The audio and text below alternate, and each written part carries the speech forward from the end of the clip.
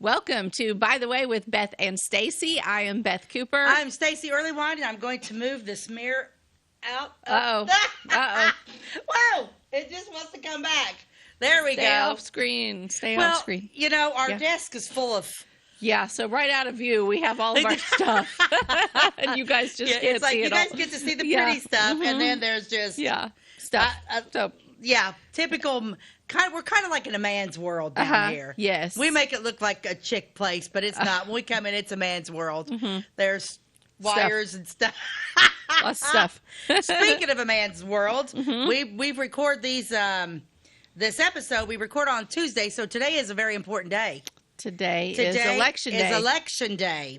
Like I said, when this show airs, the election will be over, hopefully. But the most important, I wasn't going with election day. Yeah. Today's my anniversary. Yeah, happy anniversary. 36 years. Oh, wow. With living like this, but my husband. I wondered where you're going, and you're like election. I'm like election day, and you're like probably thinking, no, my anniversary. Anniversary. That's why the man's world lead in. That's my man's world lead in. Okay, gotcha. Yeah, but my husband's he's got because anytime he does all that DJing and all that kind of stuff, and but he's a wood hoarder. I've told you guys that 1,000 times. He loves. Well, everybody has something that they want to hang on to, in his defense, I think he does reuse a lot of it. He does. I mean, he does a lot of projects for the theater and stuff, and he seems to always have the lumber for it. Oh yeah, were you there at the shop the other day? And Matt Lovett came in and said, "Oh, I need some wood," so he went down underneath the stage. Oh yeah, Jim saved us. We wouldn't have a floor if it wasn't for him taking. He took that theater piece, but because there was a lot of lumber in the theater when it was gifted to us already. They had some storage areas set up that were lots of wooden shelving units, and we took it all apart and used the wood. I bet we've got $100,000 of wood in that building. Probably. Yeah, with that floor. So that was fun. But yeah, today's our 36th anniversary. Happy anniversary. Thank you. And it's just funny because... Gosh, 40's around the corner. I know. Where's he going to take you for your 40th? Or are you going to have a big party? I don't know. We should probably have a big party. You should have both. We should do both. Like, have a big party, go on a big trip. Yeah. Yeah, we did our big trip this year. We did we did. I know, but that'll be another 4 years away. I'm planning because we are getting older, you know, and so I'm going to go on the 2-year thing. Okay, so what is this year? What is this? 24? Yes. So like in 26, I think we're going to go to Scotland. Okay. And then in 28, we're going to go to Alaska. So and Alaska's on Jim's hit list, so we might do that for our 40th. Okay. Those are the two ginormous trips that I want to go to Scotland. I like Europe. I love Europe. I think Europe's amazing, and Ireland so far has been my favorite place on earth. Yeah, I'd like to visit both Ireland and Scotland. I haven't been there, but Scotland especially appeals to me. They say New Zealand is beautiful, but that's like a 20-hour plane. That's really far. Yeah, I can't do the plane trip. It'll about kill you. Yeah. It will. It is just too much. Plane trips are too much. Yeah, this last time when we flew over, of course, the year, when did we, okay, so Jim is 61. And so he was, so we hadn't flown overseas in 10 years. Wow. When we went to Ireland. That's last time I was over, because Jim turned 50 in Ireland. Well, there's a big difference in flying 9 hours on a plane when you're, and I was putting 40, 47, 46, something like that, in your 40s than when you're in your 50s. Plus flying to Italy is like 8 hours. Flying home from Greece, 12. No. Yeah. Can't do it because I almost lost my mind the 8 hours. Yeah. And we flew coach. Well, I can't sit still very well. Because I've always flown coach so much. Yeah. Yeah, but that's like... Time to pay the money and go up to first class. Yeah. Yeah. I coming home from Greece, when we were checking in, he was like, hey, you have like first class, and then there's like that... middle class, and then you have coach or whatever. He's like, there's 2 seats in that middle class. I said, get them. He said, you want to know how much they are? I said, no, because I literally have been dreading the 12-hour trip home. Because I don't move when I get on a plane. I don't move, but I did have to get up one time and go to the bathroom. Yeah, I know. Yeah, I don't. Yeah, I'm not a real big. Yeah. Yeah, so you need to get to Ireland. I want to go to Canada, too. That's on my list. I want to go up to, like, Nova Scotia, that area. They say that's really pretty. Yeah, I'd love to see that.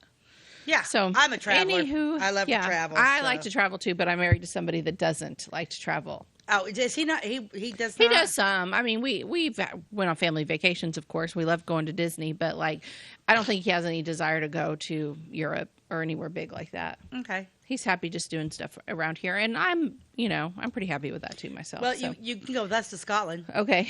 I'll take you. Well, you can go with me and Jim. Okay. Yeah, seriously. I might feel like a third wheel, but you would just pretend like you're my mom. My mom traveled with us everywhere. We took Mom to Ireland. You get your own room. Yeah, okay. we're good. Okay. Yeah, okay. when we plan that Scotland trip, I'll just take you with me. Okay, there we go. Okay. Problem solved. Easy breezy. Yeah, I'm easy to travel with. Yeah. But yeah. Yeah. But anyway, and it is election day. Yes. This is we're filming on Tuesday, November 5th. I don't want to right. go to jail for like telling people that it's right on a different day. Yeah, today is November the 5th. Yes. This will air probably on Thursday or Friday. Not sure which. Yep. So yeah, it is election day. So where you went and voted this? I've got to go vote when we get done. Mm-hmm. Yeah, I vote at the old McHenry School, the Christ Church. That's where my polling place is. Okay. Mm-hmm. It was pretty busy this morning. There was a lot of people there.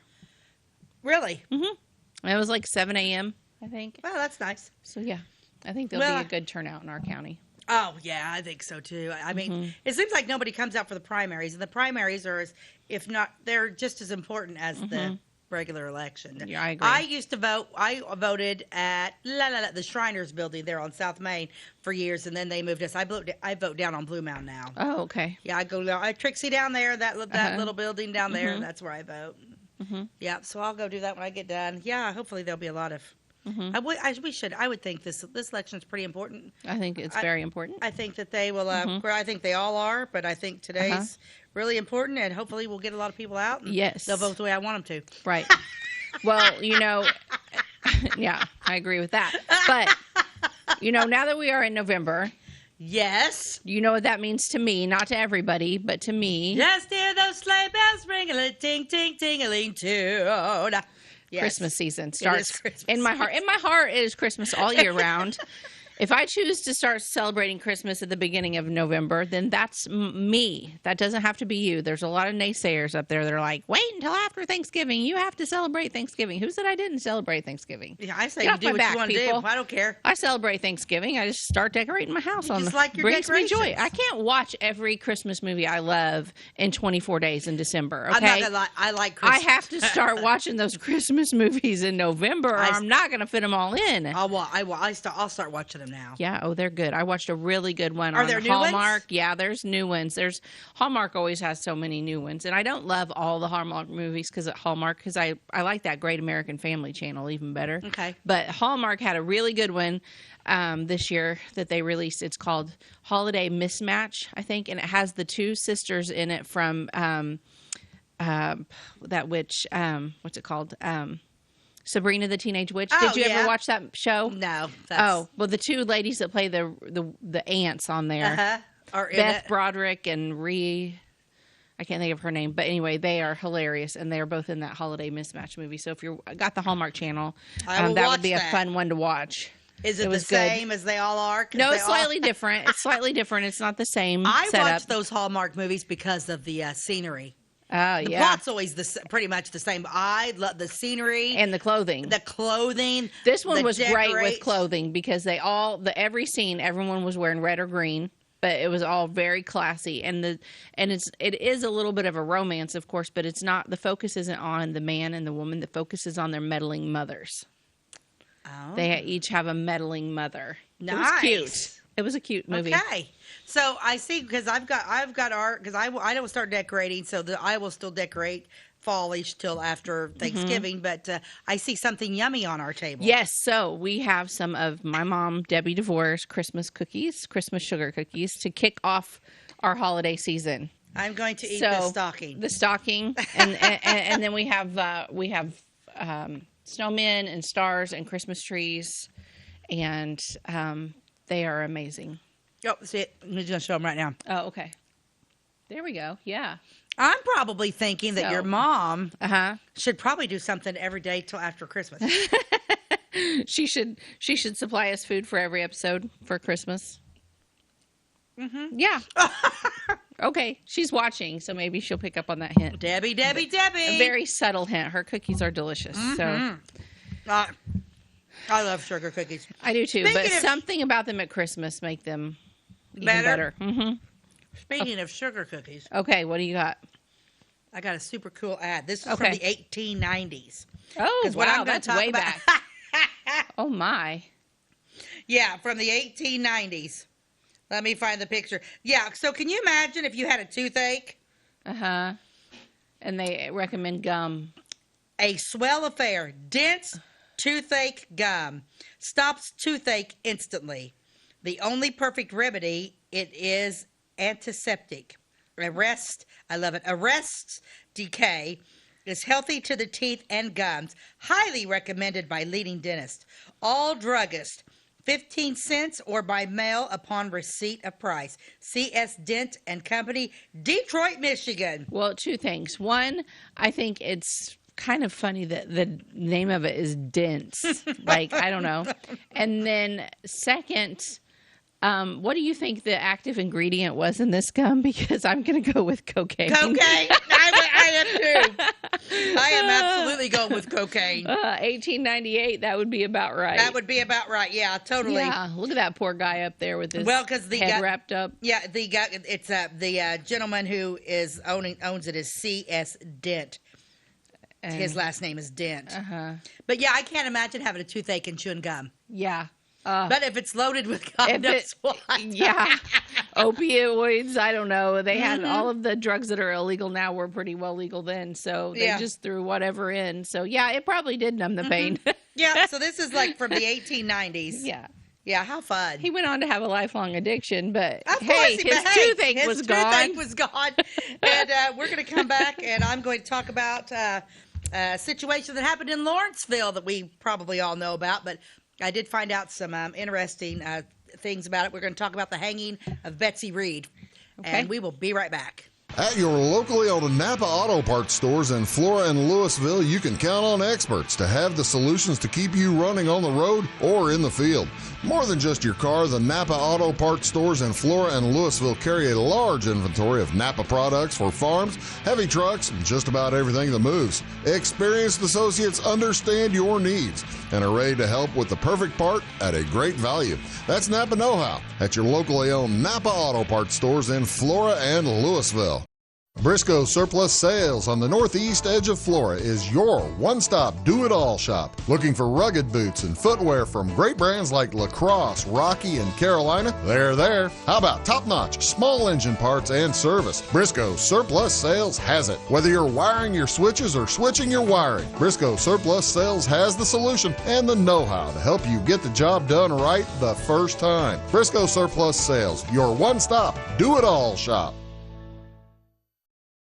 We like technology at Flora Savings Bank. Here's what you can accomplish in our mobile banking app in less than 30 seconds. See account balances in your transactions, set up an account alert, make a transfer between accounts, get an alert text message about your transfer, pay a bill, turn your debit card off and then back on. It all happens in the palm of your hand with our free My Bank to Go app. Search My Bank to Go in the App Store or Google Play and give mobile banking a try. Flora Savings Bank, member FDIC and equal housing lender. Welcome back to By the Way with Beth and Stacey. I am Beth Cooper. I'm Stacey Earlywine, and I'm going to bring you a story of the hanging of Betsey Reed. Somebody, I can't remember who gave me this book, and I read the whole thing yesterday. It was fantastic. The book is, the main characters are real, but then there are some fictional characters. Okay. But anyway, I found some interesting stuff about Betsey Reed. Okay. Because it did happen in Lawrenceville, but actually, Betsey Reed was from Palestine. Oh, okay. Betsey Reed and her husband Leonard lived south of Palestine, between Palestine and another little town called Heathville. Okay. In Illinois. So Betsey Reed, her name was Elizabeth. They called her Betsey Reed. She was a frontier woman, and they lived in Palestine in a little log cabin. Okay. Now, Leonard. What year are we talking? It's the 1845 is when they executed her, so we're talking the 1830s and 40s. We're talking. Yeah. Mm-hmm. 1845 was when she was executed before Flora was even a town. So, we're talking a while back. Way back. Okay. Now, Betsey was a beautiful girl. Betsey was a very pretty woman. She was tall. She was thin. She had green eyes, and she had dark hair. She was a very pretty lady. Now, and her husband, Leonard, he was a little bit older than she was, and he was a farmer. Okay? So he was a farmer. They're just living their life as normal. She was not very well liked. Because she was beautiful? I think so. A lot of women despised Betsey. Mm-hmm. Men liked Betsey. Mm-hmm. But Betsey had this kind of cold-hearted, not real loving type of demeanor, I guess you would say. But the thing about it is, her husband was also a businessman. Okay, they weren't rich by no means, but they did have a farm, and but he was older than she was. Okay, and like I said, men liked her, women hated her, that type of whole scenario. He was sick. The whole premise comes down to he was really, really, really a sick man. Sick as in mentally, or sick as in health-wise? Health-wise, okay. But because it was 1830s and 40s. I mean, probably no one was super healthy. No. And the thing about Betsey is Betsey had a scar on her face because Betsey, before, while she was married, she was attacked. So that her demeanor probably was a little bit different because this woman was who attacked her I can't remember what the gentleman's name was, but a gentleman attacked her, like tried to rape her or something, and then scarred her face and cut her with a knife. Oh my! But here's the Betsey. Betsey was like a woman that took no prisoners, because what Betsey did, he didn't get the deed done. He attacked her and started to. She was able to, because she was like in her barn, she was able to grab a hammer type thing, and she beat him. She beat him. Did he die? No, he didn't die. But he tells the story about, because that's because this scar on her face. Good for her. I like her. Oh, yeah. See, and the thing about Betsey is so then she probably was pretty cold-hearted. Mm-hmm. I mean, something like that happens to you, and you're talking the 1830s and 40s. So, but the area that they lived in Palatine was called the Purgatory Swamp.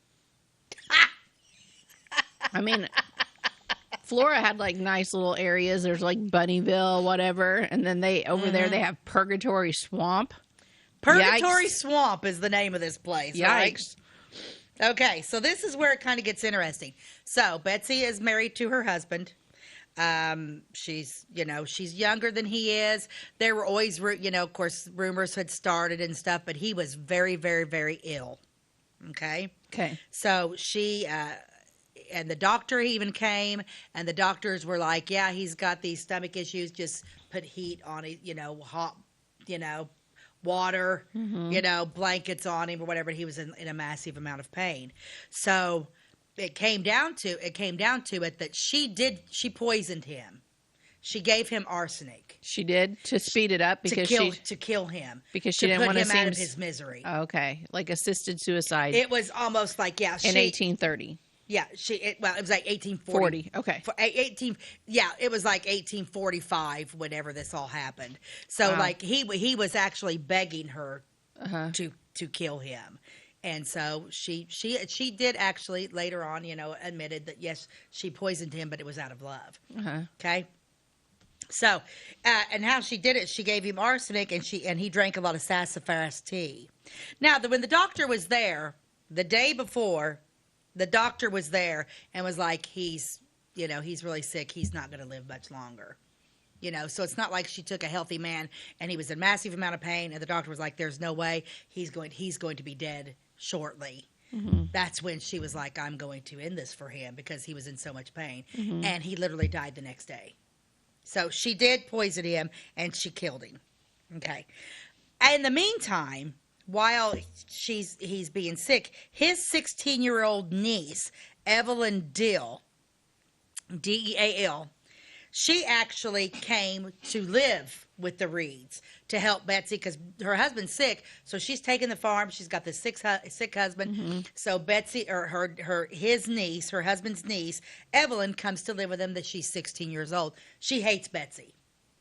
She was jealous of Betsey. She hated Betsey. Betsey was a very beautiful, hardworking person. Okay. Evelyn was actually the only witness to this entire crime. Uh-oh, so she could have made it up. Supposedly. Yeah. So, anyway, so Evelyn's come to live with him. She's taking care of her uncle. Mm-hmm. Okay. And then the next thing you know, she said that she saw Betsey after he died, and everybody thought that, this was, she was mourning her husband, Betsey was. Mm-hmm. Okay, she was upset about it, but she still had this staunch, hardcore. So then the 16-year-old niece is like, I don't like her. I'm going to tell everybody that I saw her poison him. Okay? Not good. No, not good. So 16-year-old Evelyn goes to the sheriff, okay, of Palestine. Okay? She goes to the sheriff and she says, hey, oh, and here's the other interesting thing about it is like, so Betsey like poisons him or whatever, and everything, there's a fire. She didn't throw the paper away that had the arsenic in it. She just kind of threw it down the floor. The niece retrieved it immediately. And kept it. Now, did the niece go and say, help, my uncle's been poisoned? No, he died.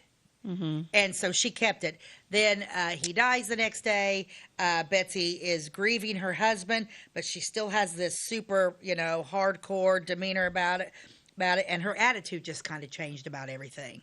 And because there was probably, I would say there was an ounce of guilt after she did kill him. Mm-hmm. And anyway, so she takes it to the sheriff. And the sheriff comes out, and Betsey is arrested. She's like, oh, I got this, this paper, whatever, blah, blah, blah, blah, blah, blah, blah, and all this stuff.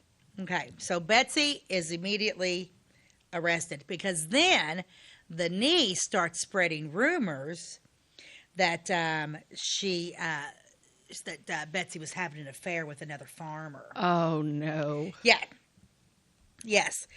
So then it was like one of those things. It's like, so they're like, oh yeah, she killed him because she was having an affair, and she killed him because, to get the farm. It's like, yeah, that's just what every woman wants back in the day. It's the 1840s. Women have no rights. Right. Here's the kicker of this. So this little Evelyn deal was a big, big, big liar, because turns out, whenever Leonard died, when Leonard Reed died, everything he had, nothing was left to Betsey. It was left to his brother, which was Evelyn's dad. So the guilty party to me is little Evelyn. Yeah. Okay? But she is the one that puts the nail in Betsey's coffin. Okay. So anyway, Leonard's dead. Betsey's arrested. I just think it's weird that she kept that with the white powder in it. Yeah, me too. Okay. And, of course, the sheriff arrests her, and she is in jail. Now, this is kind of an interesting take on it. I didn't know this. Okay, so she's being taken to jail in at this time, Palestine is one of the oldest towns in the state of Illinois. Okay? And Palestine, of course, has their county seat. Okay, so when Betsey is arrested, they take her to the courthouse, the jailhouse in Palestine. It was a log cabin built building. It was made out of white oak. Okay. The walls were about 3 feet thick, so it was a sturdy building. This is another thing that didn't help Betsey's cause. They arrest her. They put her in jail. The niece is spreading rumors that she killed her husband because she was having an affair. She killed him for money. And that night, when they put Betsey in jail, the entire county courthouse and jail burns to the ground. So now what is everybody saying? She's a witch. Oh, my That's goodness. where the witch rumor started. Oh, my. Now, so everything burns down to the ground. And she got out? Oh, yeah, she was, nobody died in it. Okay. No, that's the problem. She got out, so they said she was a witch. But what's interesting in it is, so that this is where, it burns down to the ground. Nobody dies. Of course, like I said, she's, they get her out apparently. And, but now they're like, oh my God, she started the fire. She had to have started the fire. The sheriff of that town, who liked, he was like, There was how'd she start? There was nothing. There's no way she could have done it. He tried to. Yes, he was like, there's no way she had nothing He to start tried to the be fire. the voice of reason. The voice of reason. But there was a mob. A big mob. She's a witch. She's a witch. Burn her, burn her, burn her. She's a witch. However, the jailer who was there was a total lantern there that tipped over, caught the place on fire. There's proof that it started. Well, they didn't have, but anyway, there was a jailer there that's staying the night there with her, reading by the lantern. The lantern's tipped over, kerosene, fire, everybody got her out, blah, blah, blah. But no, they said that little old Betsey was a witch. Goodness. So that place burns down. This is when Robinson, so then they moved the county seat from Palestine. Robinson was starting to grow. And that's when they moved their county seat from Palestine to Robinson. Oh, my. That's how Robinson got to be the county seat in Crawford County. Okay. So, but there's nowhere to put Betsey. This is where Betsey goes to Lawrenceville. So now the jail's burned down. They think she's a murderous witch. Robinson is now getting a brand new courthouse because they're the county seat. And they're like, what are we going to do with this woman? We need to contain her. And so they send Betsey to Lawrenceville, Illinois. Okay. And she is held there in Lawrenceville. And we're going to take a commercial break. And when we come back, I'm going to talk more about this story. Okay. If you're looking for a loan for your brand new home, call Clay County State Bank. If you want to transfer money so your future will look sunny, call Clay County State Bank. We got checking and savings and bill pay too. An online banking, just ask our crew. For all your banking needs, we think you will agree. Clay County State Bank is the place you need to be. Clay County State Bank. At Clay City Banking Company, we're all on the same team, regardless of zip code. At home, work, school, or across the country, you can be part of our team with our cutting-edge mobile banking products. From your hand, you can check balances, transfer money, make deposits, and pay bills. Looking for a loan? We've got you covered with our mortgage, agriculture, commercial, and consumer loans. Join our team today. Clay City, Flora, Louisville, and Fairfield Banking Companies. We're the hometown banks, member FDIC, and equal housing lender. Tomorrow. Some fear the uncertainty it brings. Some trust the promise it holds. At Grinnell Mutual, we are always looking forward to tomorrow, growing and innovating. So even if the plans you have for the future aren't the same as the plans that the future holds for you, you can be ready. Because we'll be ready, like we have been for over 100 years. Trust in that. Trust in tomorrow. Talk to your mutual agent today. Your local agent is on the square. Louisville, Clay County Farmers Mutual Insurance. Welcome back to By the Way with Beth and Stacey. I'm Beth Cooper. I'm Stacey Earlywine, and we are talking about the hanging of Betsey Reed. What an interesting fact that after the jailhouse burned down and they had nowhere to take Betsey, the sheriff liked her so much that Betsey actually came and stayed with the sheriff and his wife till they found a place to move her to Lawrence. Okay. Till Lawrenceville said, we'll take her. Okay. Now, when she was there, she was, they didn't just let her, she was chained by her legs to the bedpost. Oh, my. But she became very good friends with the sheriff's wife, who was by Betsey's side, who was a very Christian, loving woman, who stayed by Betsey's side till the day they hung her. Oh, my. So she did go move in with the sheriff. So they moved her to Lawrenceville County Jail. This thing took completely off. This was like fire because local news all over, once she got moved to Lawrence County, it spread like wildfire.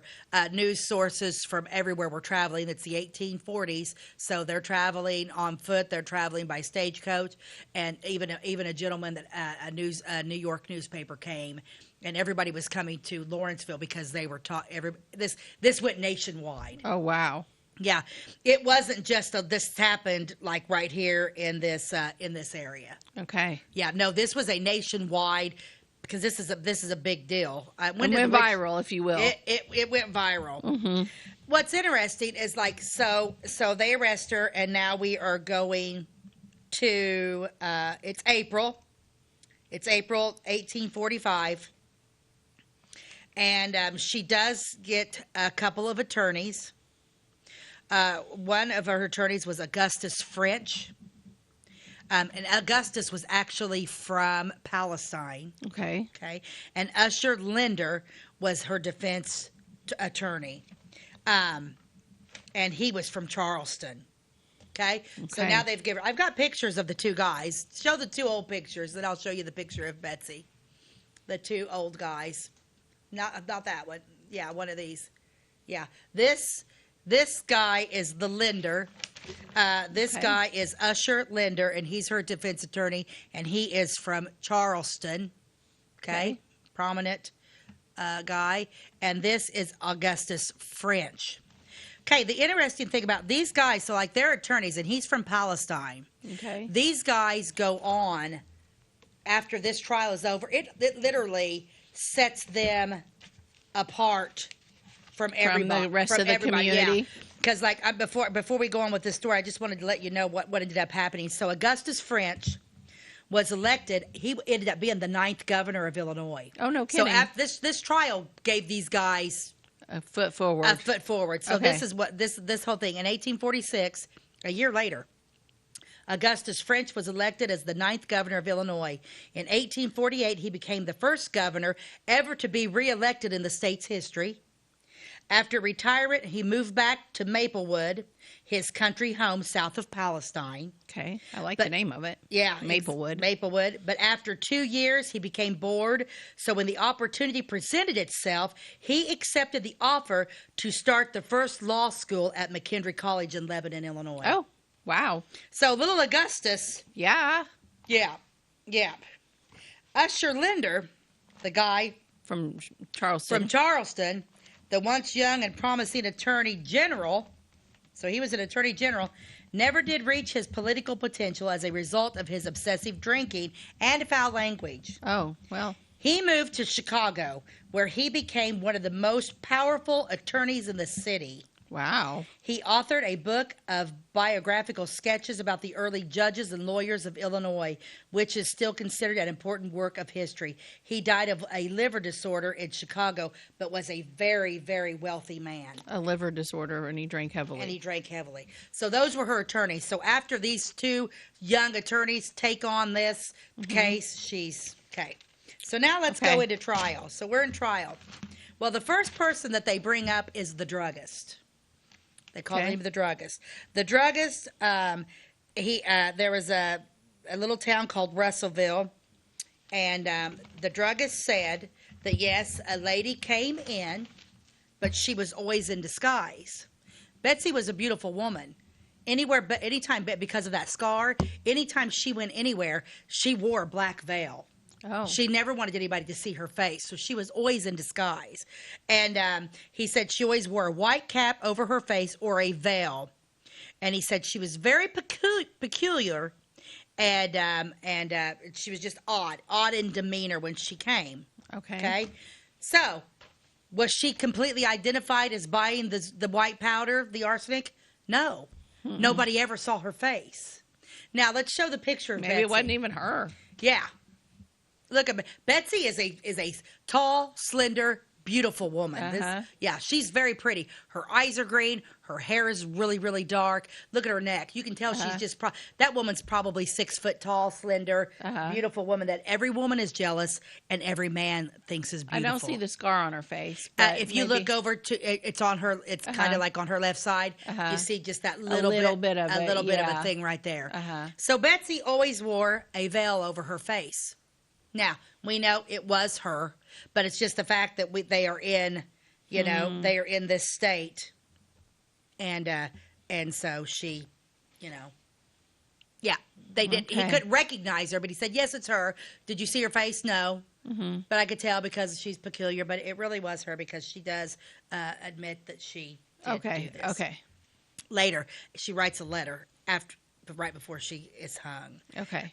So then, let's see. Okay,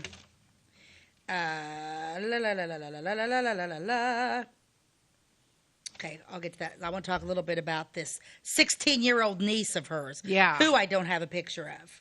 Okay. Yeah. So you had the druggist. Of course, the two attorneys that she has, Linder and Augustus, they're not shabby at what they do, and they tore that druggist apart. But you've got the witch aspect. The entire time this trial is happening, there are thousands of people now embarking on Lawrenceville, and they're outside chanting, "Burn the witch, burn the witch." Oh, my. No, it was a mob situation. They barely got her. She was almost killed from Palestine to Lawrenceville, which is only about 25 miles away. And there was a mob followed them the whole time. Dirt clogs were thrown at them. I mean, people were wanting her dead immediately. So there was a mob. They barely got her to Lawrenceville. Oh, my. Okay. And so anyway, so then the Evelyn gets on the stand, and she's this little 16-year-old girl, and now she's married to a preacher, and she's just like, "Oh, I saw the paper, and I immediately took it, and she did it, and my uncle, blah, blah, blah, and she was having an affair." And they said that in the courtroom the whole time. Betsey was just like, she never made. But when this Evelyn got up there, it was more like... daggers. They said she never looked at anything, and they said that woman stared because she knew this girl was hanging her out to dry. Because then the doctor gets on the stand, right? Okay, so the druggist, they prove that he really didn't see it. The 16-year-old girl gets up there. Then they bring in the doctor. The doctor, he was a dead man anyway. Do we know if it was arsenic? I don't know. He was going to be dead in a week anyway. He was in pain. He was in pain. Nobody did that. All they could talk about was how the jail was burned down and she was a witch. Oh, my gosh. Okay? How sad. Now, so now it's May. We're going into May. And Betsey is, so now we've got the governor. Who is the governor at the time? Ford. Ford is the governor right now of Illinois. And his wife gets wind of this, and his wife is like, he was like, this trial's not good. They're going to find her guilty. And the governor was like, it's a mess down here. There's mobs going everywhere. They want this woman dead. And the wife was like, you cannot be the first governor to hang a woman in the state of Illinois. You cannot do this, because what's that? They find her guilty. The justice, his name, the judge was William Wilson, and he actually retired as an Illinois Supreme Court justice in 1848. He practiced law in Carmi until his death in 1854. He was only 24. He was 24 years old when he was a Supreme Court justice. But anyway, and he still serves that term. He's the longest, at this time this book was written, one of the longest justices in the state of Illinois. But anyway, so they find her guilty. It took 3 days for them to find her guilty, no matter what the evidence was. Her attorneys were like, oh my gosh. So the governor, so the sheriff who likes her gets a hold of the governor and is like, it's a mess down here. Can you, we don't want to be the first people to hang the only woman, the first woman in the state of Illinois. Right. Yeah, and Betsey is the only woman that was ever hung in the state of Illinois. Oh, really? The only woman to ever be publicly hung in the state of Illinois. And she is the first woman in the United States of America to be publicly executed. So this is big. Wow. This is why this is national news. Okay. First and only woman hung in Illinois, and the very first public executed woman in the United States of America. So he's like, man, what are we going to do? And the governor was like, the governor's wife was like, you cannot do this. You cannot do this. You can't hang this woman. And the wife is like, you're sleeping on the couch till you pardon this woman. So the governor Ford of Illinois says, if she will just admit that she did this and show remorse, I will pardon her. But she didn't have remorse because she was helping her husband. Yep. Yeah. Yeah. That's all he wanted. That's all he wanted. He said, I will give her a stay of execution if she just confesses and she shows some remorse for what she did and all this stuff. So the sheriff, this gets back, and back in the day, you weren't on death row for years. No, it would be like 24 hours. It's 24. It's pretty. It was a week later. Immediate. It was a week later. So the governor was like, "Yeah, my wife was right. We need to do this." So the governor Ford of Illinois pardons this woman. Okay. Oh gosh. So he gives her a pardon. He gives her a pardon. But she was still hung? Because the mob insisted? Yes. Oh, my gosh. So it gets back to Judge William Wilson. He's the judge. He must be the bad guy. He's there, and the judge is there, and the judge is like, so the governor pardons her because she does, she writes this letter and said, yes. Did I give my husband arsenic and kill him? Yeah. Or did I give my husband arson to kill him? Yes. Did I want him to die? No. Mm-hmm. She did not. No. Mm-hmm. She was. I wanted my husband. Yeah. It was a mercy killing, basically what it is. And had that little twat not done anything, she would have lived her life the way she lived it. So, I have another thing I want to read here. So, this is what's happening. This gets back to. It all gets back to Lawrenceville, okay? And it gets back to Lawrenceville. The judge now, the governor has pardoned her. Judge Wilson is like reading the pardon from this. Uh-huh. And this is something from Augustus French. So Augustus French is writing this letter to the Judge Wilson. Yeah. Okay. In response to your letter, Linda and I were already aware of Governor Ford's conditional offer of clemency to Mrs. Reed and of your decision not to issue a stay of execution. The reason given was fear of causing a public uprising. You remember how matters got out of control in Palestine. I could only imagine the riot that would break out with the horde that is now migrating at Lawrenceville. Governor Ford will not overrule your decision. Oh, my. Mrs. Reed will be hanged on Friday. Please do what you can to make her last hours as comfortable as possible and return her home safely as soon as it is prudent. Sincerely yours, A.C. French. So he was the one representing her, but he still was they're like, you don't have a choice. You have to.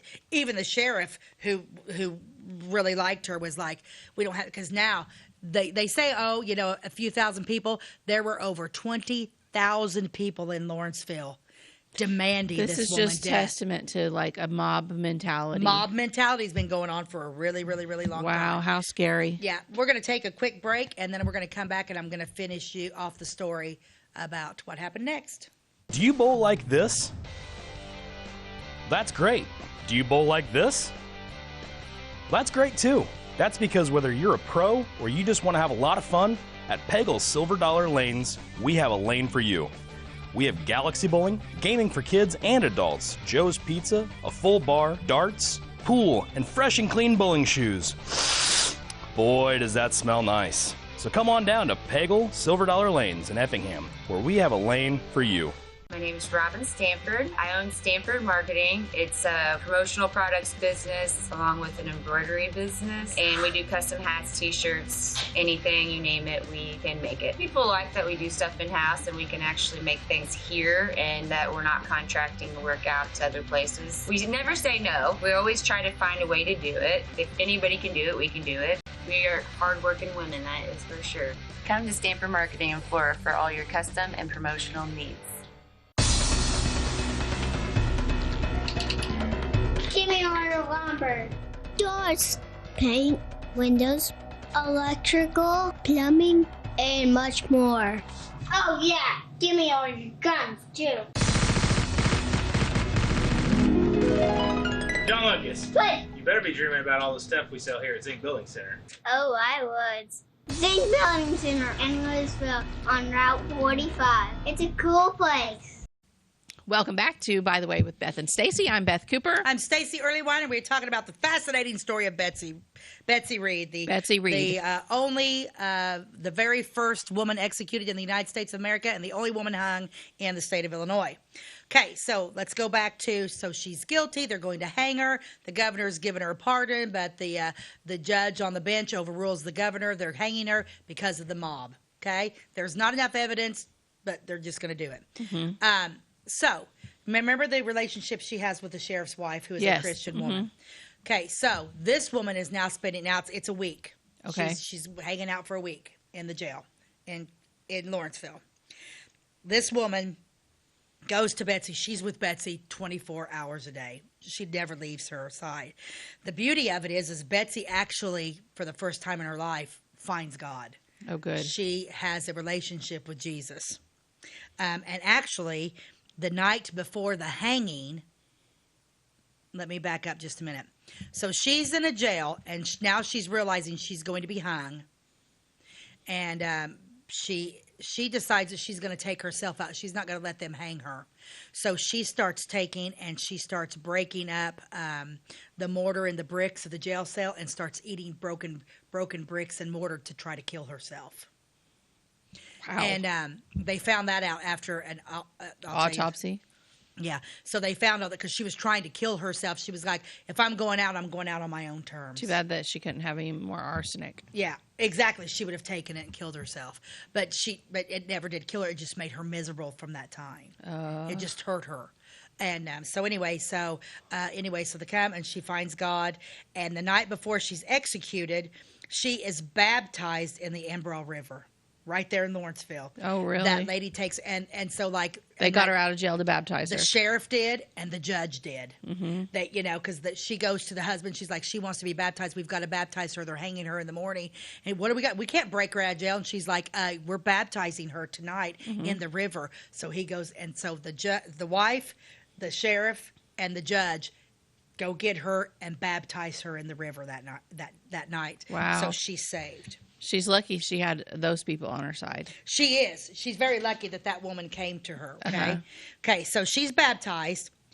The next day they go get her. So in Lawrenceville, when they did this, they had to build these gallows. Of course, you've got the judge, the sheriff. The mob is like excited because they want her dead. But the judge, they're all sick to their stomach because they're like, we're getting ready to kill a woman who only did this out of love for her husband. Yeah. And they knew the little 16-year-old was malicious. Oh, my. So anyway, they're building the gallows. They build her coffin. When they go pick Betsey up, she looks beautiful. Her hair is down. And she's in all white. And she is like singing the gospel of Jesus Christ. Totally different woman that they picked up. They pick her up. She is on a wagon sitting on top of her coffin, and they're taking her to the gallows to be hung. This sounds like a movie. Why have they not made a movie about her? It should be. She was there. She was there the whole time. Of course, while she's going, and then who was sitting on her coffin with her? The friend? The friend and the preacher. Okay, so you got a friend and the preacher there. As they're going, and she's singing, what hymn do you think she's singing? I just wanted to see if you. It Is Well With My Soul? No. Rock of Ages, cleft for me. They were singing Rock of Ages all the way down from there to the gallows. But as she's singing, and the pastor's wife, who is his name is Reverend John Seed, as they are singing, the crowd is throwing things at her, calling her the green-eyed monster, Burn the Witch, Scarface, because now she don't care about that scar. Everybody's seeing her for the first time, and they're screaming terrible things. I'm not comparing her to Jesus, don't get me wrong, but it's almost just like that type of you're going down. It's like in the movies when they're throwing stuff at you. And they get there. So this preacher,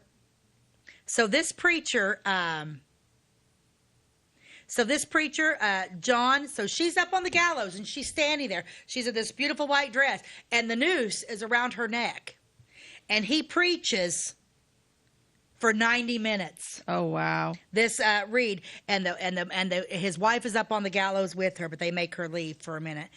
So anyway, he preaches for 90 minutes. In the 90 minutes time that this man, it's almost like she's Joan of Arc a little bit. Yeah, in the 90 minutes that he's preaching, the crowd changes their demeanor. Some people are still ugly and stuff. And at that moment, there were several people that came in and at the foot of the gallows accepted Jesus Christ right before they got ready to hang her. Wow, that'll give you chills. I know, it gives me I wish they could have called the whole thing off. Right. Yeah. But they didn't, did they? No, they didn't. So anyway, so that's all done. People are accepting Christ. She's perfectly happy. She's humming and singing hymns and preaching, praying to God as she's getting ready to be hung. Wow. So then they bring in, the funniest thing about it is nobody would pull the lever. Nobody would actually do it. So the sheriff who loved her as a friend is the one that actually had to cut the rope I'll explain that in a minute. Oh my. You know who did not show up for her execution? Neither lawyer. And the sheriff was ticked. Yeah. He was ticked about that. No kidding. And but anyway, so she's up on the thing, and apparently she's standing there. The platform is built there. Underneath the platform is a big hole dug. Okay, so she's standing on the platform, and apparently there's a rope. You know, she's there. There's a rope that's holding the platform, that when he cuts the rope, the platform is going to fall out from underneath her and she's going to hang. And the judge on the thing said, make sure you tie that noose, put it on her left side. It'll snap her neck immediately. She won't even know what happened. Don't do it the other way. Otherwise, it could take 20 Yeah, because there's noose men or whatever, hangmen that were really good at it. And that's who hung Charlie Berger. Not because he wanted to hang Charlie Berger. Yeah, because they wanted it done quick. Because right? he wanted to give him mercy and make it quick, and there's certain knots that did it faster. That's right. So what happened with her? Was it quick? Oh, good. So there's the sheriff. He cuts the thing comes open. She falls down. She's pretty much dead immediately.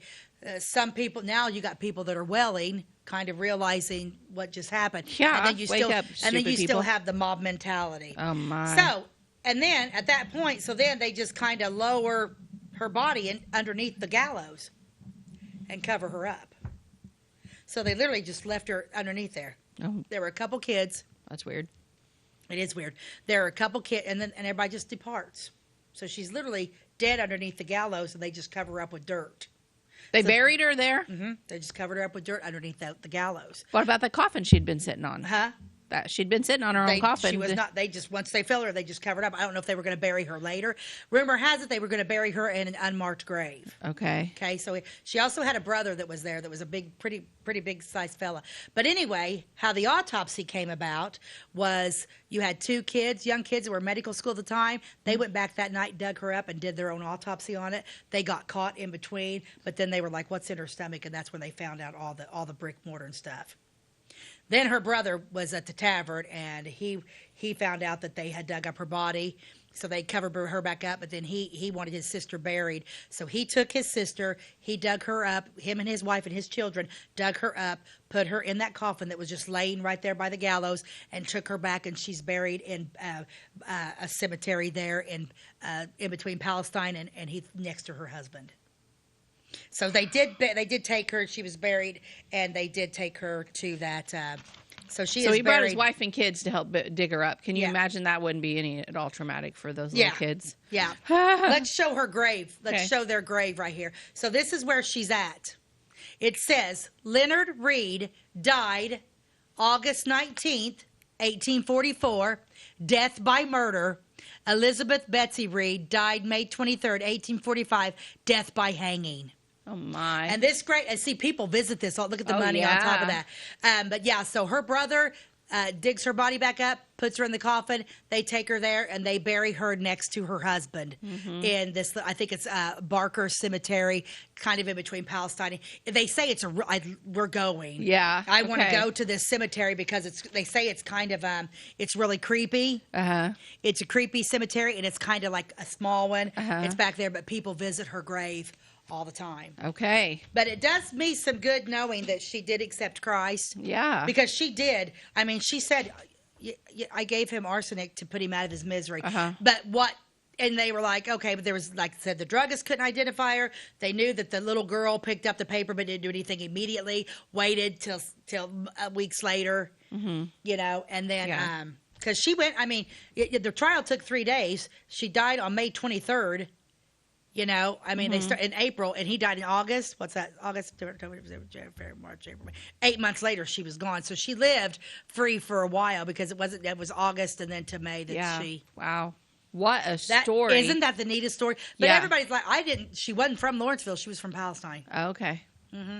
Yeah. I didn't know anything about that. I'd heard a little bit about the woman hung over there, but I didn't know the story. Yep. It's fascinating. The book is, I'm not a big reader, but man, I was like, this book is crazy. And then, like I said, the two lawyers went on. I mean, we had, one was the 9th governor. And, yeah. I mean, that's pretty, I mean, in the end, they lost their case. They said they did a great trial, and they're like, we can't.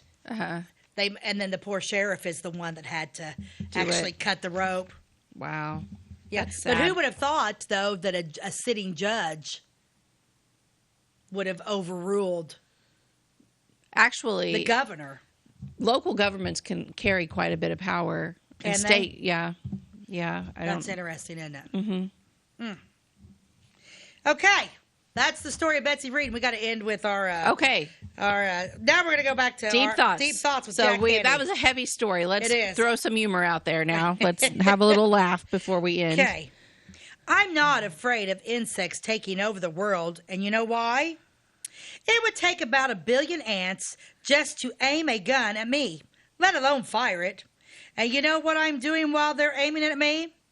I just sort of slip off to the side and then suddenly run up and kick the gun out of their hands.